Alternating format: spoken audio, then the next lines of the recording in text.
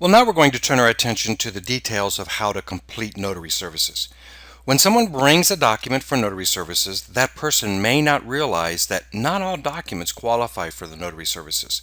For example, sometimes a client wants a notary to place a notary seal on a set of academic records or birth certificate just in order to make them look more official. Perhaps they'll be sending the document to a foreign country, and they'll have been given instructions to have, let's say, academic records notarized. Now, as you already know, the notary is not permitted to put a notary seal impression on any document, or anywhere for that matter, unless the document meets the criteria for a notary seal. In other words, the notary seal may not be used on documents that do not have proper notarial wording, either printed on the document or attached to the document. The notary may never use the notary seal or even the notary public title for any purpose other than for rendering notarial services. And doing either of these may cause the notary public's commission to be revoked or suspended, or if the notary is seeking a new application for, let's say, recommission, that notary application can be denied. Now let me clear up a very important point. We often talk about notarizing documents, but that's not really accurate. A notary doesn't notarize documents. A notary notarizes signatures on a document. The difference between the two is absolutely critical, and understanding this is essential in providing notary services for the public. In the previous example I just gave you, let's say a client brings an academic record or a birth certificate to a notary and wants these documents notarized. However, now you understand that since we don't notarize documents but signatures on documents, you should be able to easily see why you cannot simply place your notary seal on that type of document.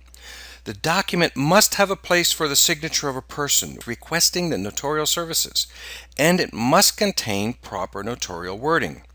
Academic records, birth certificates, vital records, and documents like these don't have either of these really important features. Of course, it really ought to be obvious that a notary may not notarize his or her own signature on a document. When somebody brings a document to a notary, the notary must first examine the document, and that's going to require that the entire document be present, not just the signature page. There are many documents that are multi-page, and the notary wording is usually on the back signature page, so often a client will only present the back signature page for the notary public to notarize. The notary must require that the entire document be present, or that notary has to decline that notary service. Look, notaries are never responsible for the accuracy of the contents in the document, unless, of course, the notary knows that the information in the document is false. It's the notary's duty to examine the document for blank or incomplete areas, but the notary is not required to read or understand the document's contents. Since this is true, a notary is permitted to notarize a document that's been written in a foreign language that the notary can't even read or understand. But the notary must still look through the entire document, and they're looking for areas that are obviously blank or incomplete. If there are areas that appear to be blank or incomplete, the notary needs to ask the document signer about those areas. This means that the notary and the document signer must be able to communicate in a common language. If the document signer cannot communicate with the notary, that notary must refuse to complete the notary service because California notary law prohibits the use of interpreters or translators. The signer must take the document to a notary who can communicate with them in a common language.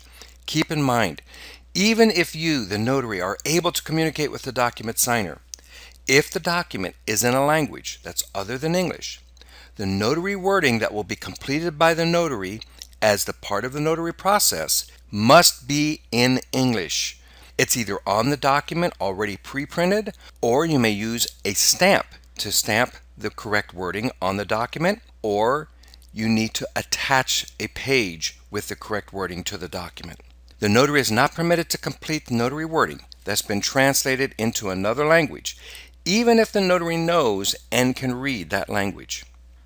Alright, so once you've determined whether or not the document meets all of the qualifications to allow for the completion of the Notary Act, that is, that the document's not blank or incomplete, the document requires a signature to be notarized, and the document signer and the notary are able to communicate together in a common language, then the notary is going to need to determine what is the type of document being notarized. And if the notary can't determine that, then they'll at least need to enter in the journal that the document is written in a foreign language. Then the notary needs to determine that the document signer has a sufficient way to verify identity. The identity process must be completed before the notary seal can be imprinted onto the document. Always confirm identity before completing and signing notary wording.